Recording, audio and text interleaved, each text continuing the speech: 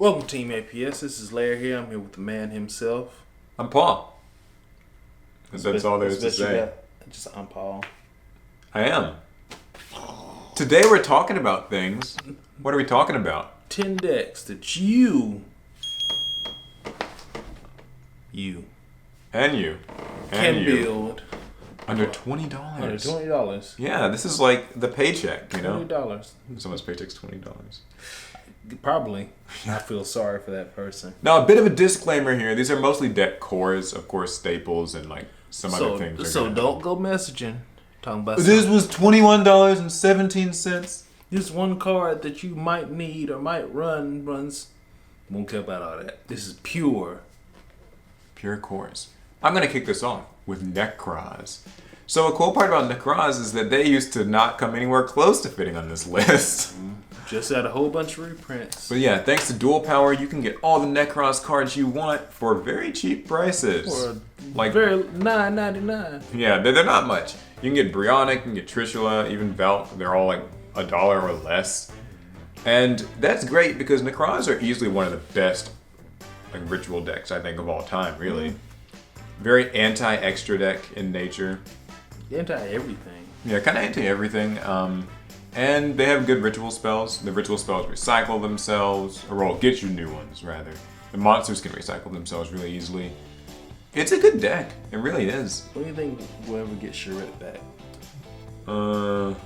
Hopefully soon. I think they need Shred and Unicorn back. That's, in my personal opinion, that would help it out. And you can combine this with other things, too. There's the Incantation monsters. They're obviously very cheap, and they'll give you a little more consistency. You can do some other things, and people like mess around with Zaborg. Search. Yeah, lots of searching. I think that's the only thing with this deck. It kind of loses to, you know, the new age of Ash and stuff, but still a lot of fun. My first deck, same weaknesses in that it can lose to the occasional random flying Ash. Random flying Ash. Darklords. Oh, I like these. These are fun. They're fun. They're unique. Like one of the actually unique archetypes. There's not too many that like work the same way. That how it works. You pay 1,000. The monsters copy the spell and trap effects in grave. Yeah, shuffles them back in too, which is kind of good for recycling. The Darklord monsters are big. They are. I always compare them to like Blue Eyes. They're just big, beefy. Big, beefy. Lots of draw power. Lots. Trade in. Allure. They have search cards. Eggshell kind of pictures herself in another. You just draw two. Another deck that, as of but a few years back, this would not have made this list. Eggshell was expensive. She was a lot of things.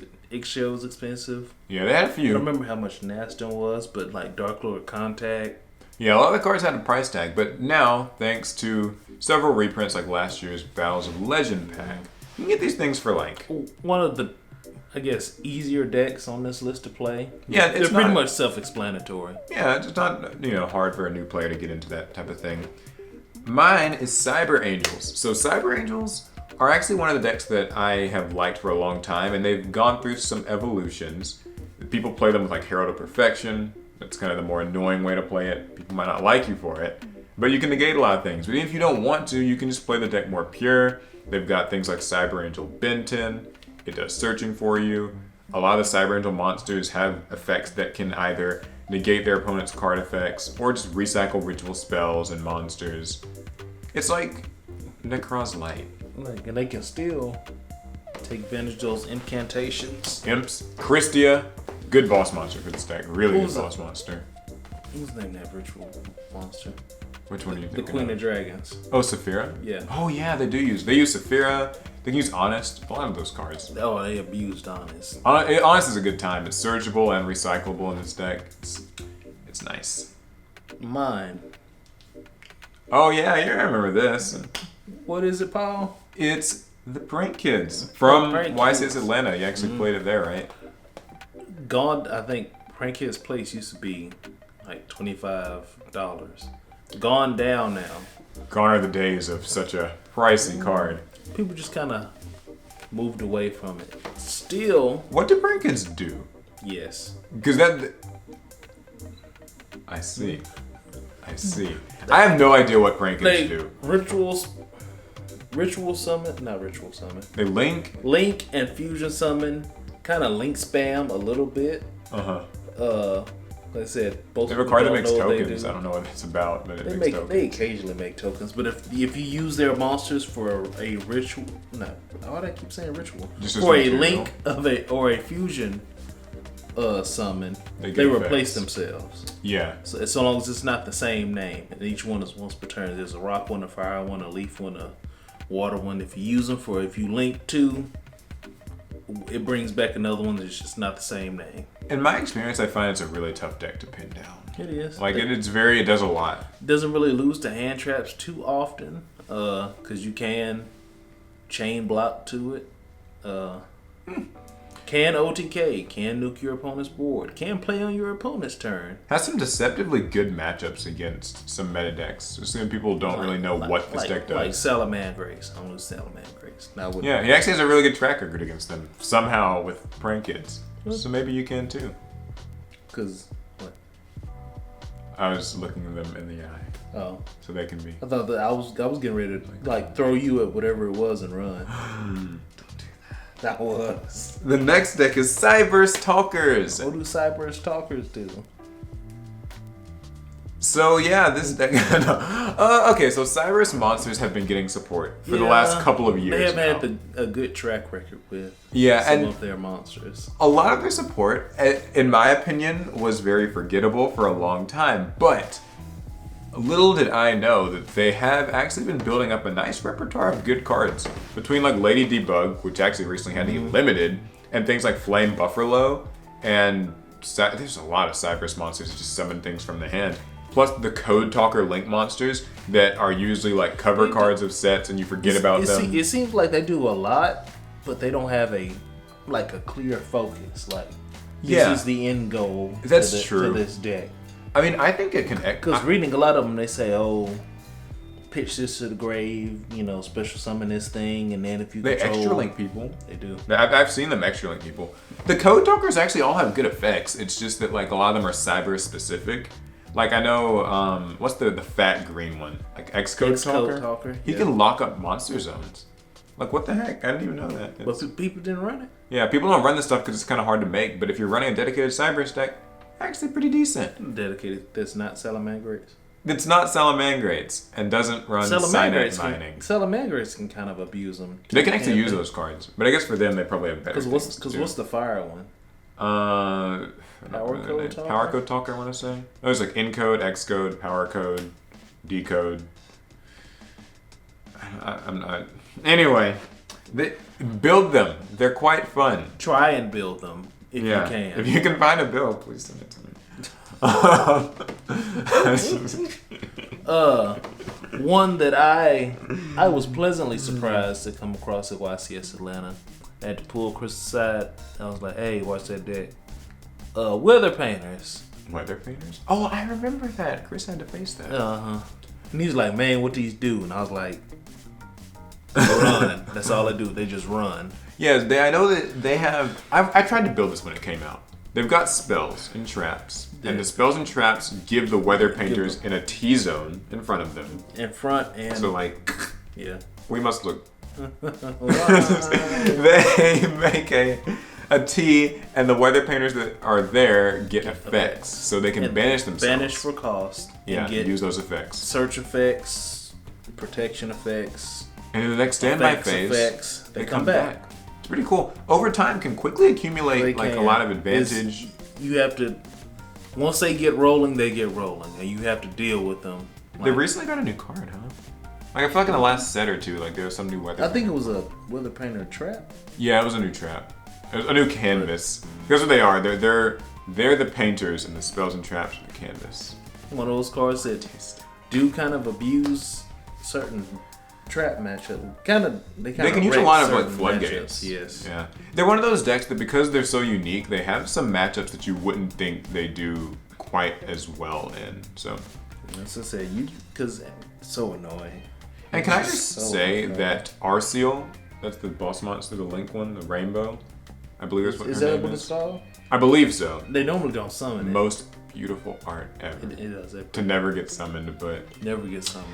You know, such is life. All right, so it's just not worth it though, because if you have them, you just kind of they'd be better. You're looping up rather than sacrifice them all for one thing. So Predaplants. What are Predaplants? You mean like Orpheus Scorpio and Darling Cobra? That's probably all any of these viewers have ever heard of. Predaplants are actually really neat because they use predator counters. You want to put them in your opponent's monsters. It reduces their levels to 1, which can make Xyz and Synchro summoning a little bit hard for them. But more importantly, those counters allow you to summon more Predaplant monsters and get other strong effects. Do they negate the monster's effect if they have? Yeah, they have ways of doing that, like getting rid of that stuff. They also are fusion centric. They actually came out in Fusion Enforcers, so it makes sense.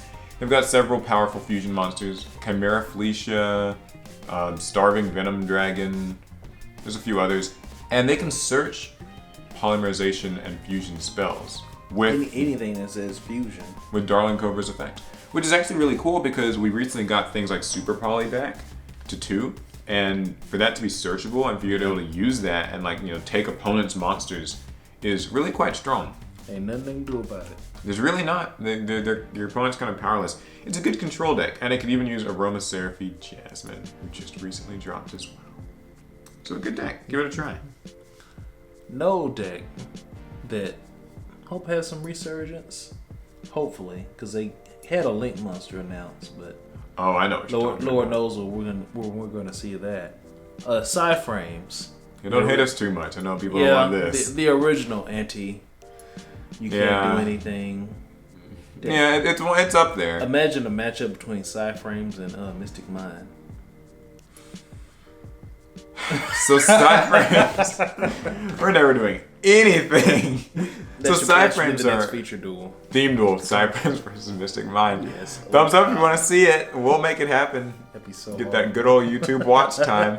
Your first 3-hour-long game 1. Cyframes are cool. They are. They actually are pretty cool. So they can negate things as long as you don't have monsters in the field, and then they summon themselves in Cyframe Driver from the hand, the deck, or the grave. Then if you have What's that field spell called? They have a field spell and it's Circuit. Cyframe Circuit. Yeah. Unless you actually synchro summon your opponent's summon turn.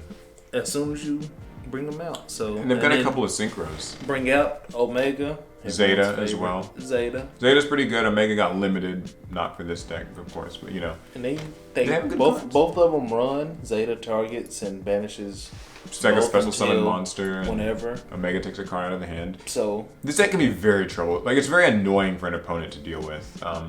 Because when you combine it with trap cards in general, it's brutal. Even have their own trap card. They have their own trap. There's the one that banishes face down.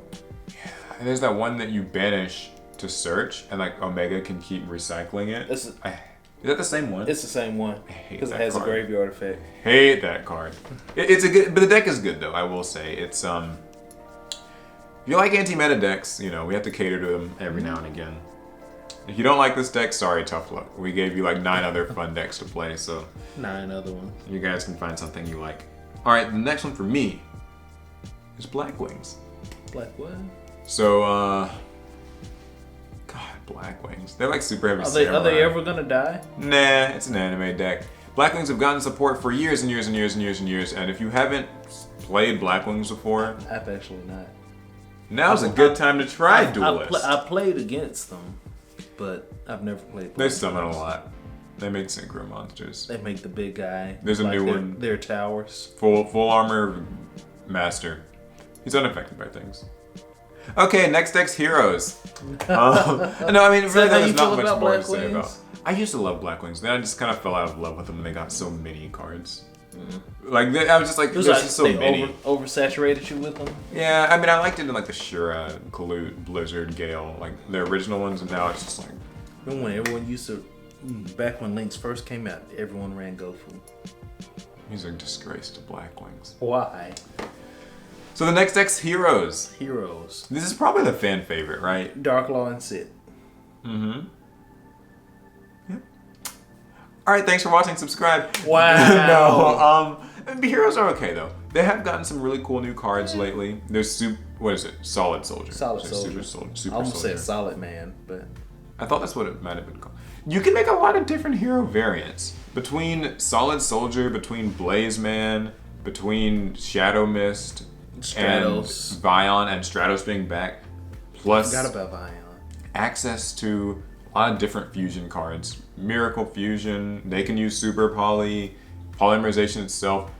There's a lot you can do with heroes. Like, and it's not a terribly expensive deck to build, really. I mean, these cards are like everything in this list. I mean, I think it's even still getting $20.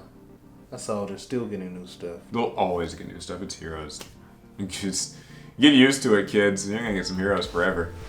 And yeah, there's a lot of different ways to build it. So build it. Waiting for What's your favorite out of all the ones we've just named? My favorite, probably.